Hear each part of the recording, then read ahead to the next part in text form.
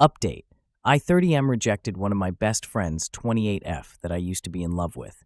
Original post. I30M met my friend Jean, 28F, 3 years ago at a rec soccer league, and I was pretty infatuated with her from the beginning. Another guy in the league, Lawyer Dude LD, 30M, also liked her, and part of the same group of friends we got together at this league. After over a year, our friendships deepened, and I honestly fell more in love with her too. I was hesitant about damaging our friendship, but came clean and asked her if she wanted to explore something more. She told me she loved me as a friend, but not into me like that, since she didn't want to get in a relationship at the time. So even though my heart was broken, I moved on. Less than 2 months later, she starts dating LD, and became clear to me she wasn't necessarily avoiding relationships, but just didn't want me lol. I think all my romantic feelings for her ended right that moment, since I'm the type of person that wants the same excitement and feelings for a partner that I give to her. No big deal. Was honestly happy for her. We were still good friends, but I left the league because my professional life picked up since I was promoted to CFO for my company, and I just didn't have the time for it. We still joked and texted all the time, and Jean and LD even came out with me, my friends, and sister to party and have some nights out. Jean even became good friends with my sister, which I was happy to see because I'm happy to see my sister surround herself with great people. A few months ago, Jean and LD broke up, which came as a surprise to everyone because they seemed great together. I'm finding out in the past several weeks from Jean and my sister that LD was abusive and have been emotionally, psychologically, and even physically abusing. PA picked up in the last few months of their relationship, almost the entire time they were together.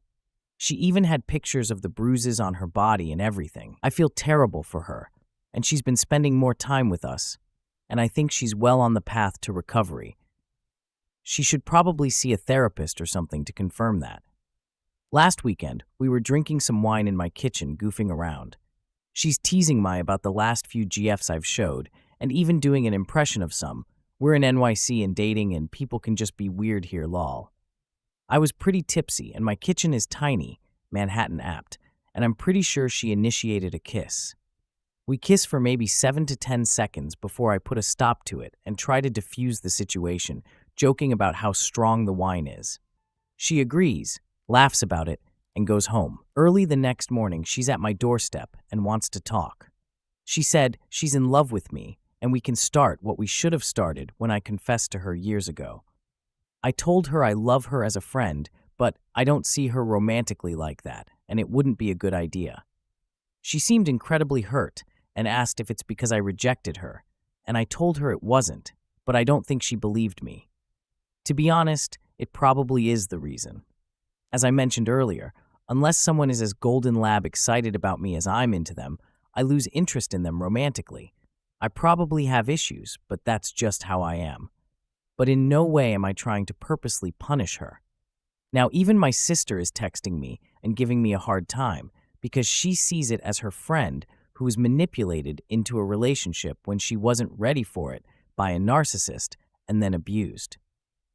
She's accusing me of being vengeful and petty with someone who's my soulmate because she got manipulated into a relationship and chose someone else over me. My sister has also dated some assholes in the past, so I think she's just seeing it from Jean's perspective, which I don't fault her for. I reached out to Jean to see if she's okay, but she said she needs time, and it's possible we should never see each other again. I think this is super hypocritical since I continued to be a good friend when she rejected me. I don't know what to do here. I truly do love her platonically. Should I try to explore if there's romantic potential here? I'm about to lose a friend, and also potentially ruin my close relationship with my sister. Now for the update. Had some people messaging me asking for an update that I've mostly ignored, but I wanted to provide an update today. I had brunch with my sister the day after the first thread went up. I actually showed her the thread, and she spent half of our meal reading through it. She actually agreed it's not her place to butt in and apologized about making this situation more difficult for me. She said she's going to be on my side, and I can count on her going forward. She also actually agreed with a lot of the posts that I should probably take a clean break, or at the very least, some serious distance between Jean and myself. So that's what I've been doing until last night. Went to a party in Brooklyn last night for a friend's birthday and took an Uber back home to Lower Manhattan. Around midnight, my front desk calls asking if they should let a Jean up. I'm confused and say yes. She comes up and she's looking much happier and healthier than I've seen her in months. She hugs me and said she misses me and if we can just talk and hang out. Said she saw me in the party earlier that night on Instagram, and our mutual friend that was there said I left early, so she came over. I've been drinking, so I guess it's less awkward, so we just start talking like old times about what we've been up to the last week and everything crazy that's going on in the world over some beers. We're in my godforsaken tiny kitchen again, and she kisses me. I don't stop her this time, and she ended up spending the night. Waking up this morning, I didn't and still don't know what to think. Left while she was still sleeping to pick up some coffee. When I'm back, I hear the shower, so I sit on the bed and wait for her with the coffee. When she got out, she realized I wanted to talk about last night, so she asked if she could talk first. She said she knows I'm confused, knows how it feels like I'm her backup, knows how it feels like I'm the rebound, but none of that is true, and she loves me and wants to do whatever necessary to prove it and make it work. I told her I'm feeling confused about the situation and don't feel the same type of love for her that she thinks she feels for me. She started crying and asking if she can do anything to prove it to me. So I told her I think it's best if we take some time apart to do our own thing and let all these high emotions settle down. And if necessary, we can pick up this discussion with a cooler heads and maybe even become friends again. She cried some more and agreed. Left a few hours ago, and I'm still feeling kind of shell-shocked over the whole thing and have been just pacing around my apt. I think I made the right decision about taking a clean break for now. Anyways, I appreciate all the great advice last time, so thanks you guys. Story 2. Update. Am I the a-hole for not allowing my in-laws to see my daughter after they gave her medication? I know how the title sounds, but please bear with me. Throwaway for obvious reasons. I 24M and my wife 24 recently had our daughter in July. She is the best thing to ever happen to my wife and we couldn't be more thrilled to have our little bundle of joy. She recently got sick while staying with her grandparents, my in-laws, while my wife and I took a trip for work. For context, my in-laws are really big into LifeWave X39. It's some patch that supposedly helps regrow stem cells by reflecting light rays back into your body, allowing your body to produce more stem cells to fight off diseases and sickness. If you ask me, it sounds like a snake oil, and my wife agrees, calling it a pyramid scheme. The only way to get said patches is by spending well over $1,000, and then you're tasked with selling the patches yourself. It's essentially some multi-level marketing product where the more patches you sell, the more money you make. Falling right in line with my wife's comparison to a pyramid scheme, but MLMs are somehow legal. Now, I've tried doing research on X39, and the only comments I've seen praise said product are brand new accounts never used before or after, or their entire profile is dedicated to shilling out for LifeWave X39. In my own research, they appear to just be overpriced stickers. They contain no medication, no special UV rays, or anything of the sort. They're literally just an overpriced sticker with an air bubble. But my wife and I have made it very clear that we wanted no part in X39, nor did we want our daughter to have it. Even if it's fake, we wanted no part in it. And on the off chance it did something, I didn't want our daughter to be used as their lab rat or guinea pig. Now, before we left our daughter with my in-laws, we provided them with some infant medication, just in case she got sick. Can never be too safe, you know? Well, we returned home from our work trip early because our daughter wasn't getting any better, so we picked her up and went home.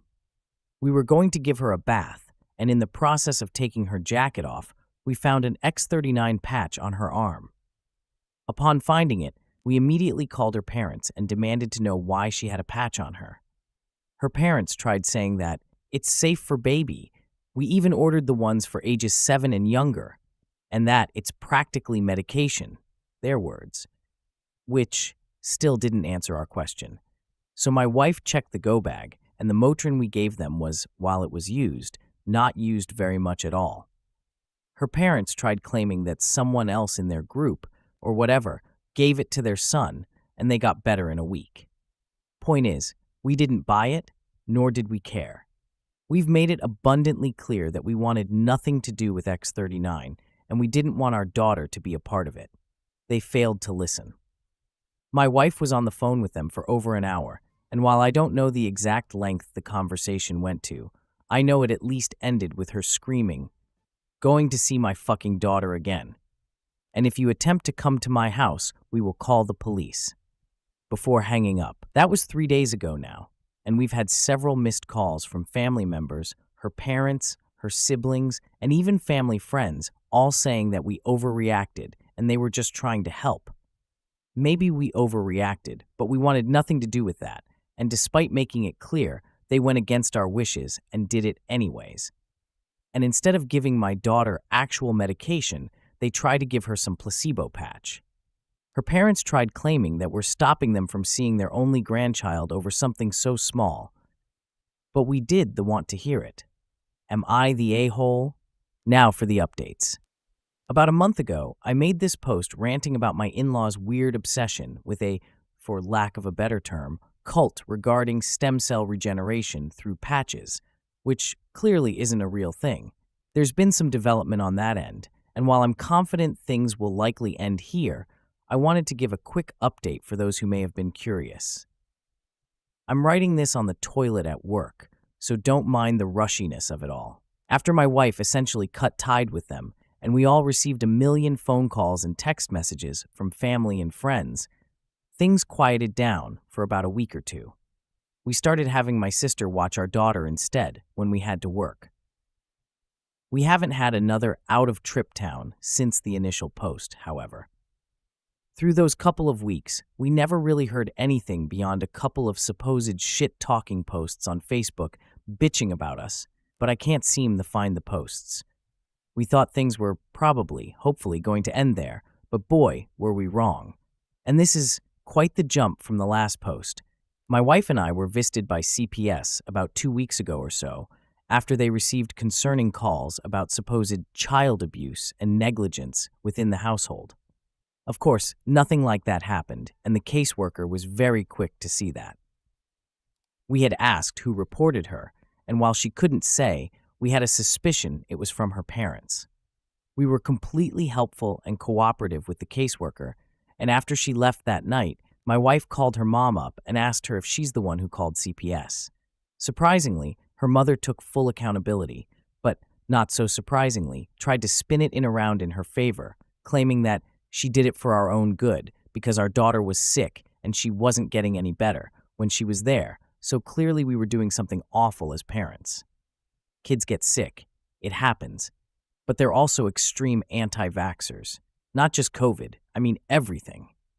From even as something as trivial as the flu shot. Yet, they're willing to shill out thousands of dollars for some supposed stem cell regeneration sticker. The fucking hypocrisy and irony in their bullshit is unmatched. My wife didn't really know how to react to that, so she basically told her mom to go fuck herself, and she wants nothing to do with her again. I know I saw a few comments on the last post saying maybe we shouldn't have cut them out entirely, but now I'm starting to question why we didn't cut them out years ago, before our daughter was even a thought in our heads. About a week after the first audit, my mother-in-law showed up to our house on my day off while my wife was at work and essentially demanded to see our daughter, forcing her way into our home, pushing past my arm. When I told her to get the hell out of my house, she had no business matching in here like that. She essentially told me that I'm unfit to be a parent because I'm depriving my daughter of help she desperately needed, because she's clearly a very sick child. My daughter is perfectly healthy right now, and in fact has had no stiffy nose and no high temperature, nothing. I told my MEL straight up that she was batshit insane. I went off on her about how she lied to us, went against our wishes, had the audacity to call and lie to CPS and then show up at our house unannounced, uninvited, and march herself inside, as well as everything about her X39 LifeWave bullshit. We argued there for a while before I finally got so fed up, I told her to leave my house before I call the police. She stormed out of the house and in true Karen fashion said, "This isn't over," before slamming my door. I immediately called my wife, who was, of course, irate. The following morning, we filed a restraining order at the courthouse from her mom and dad because they're clearly not in their right mindset.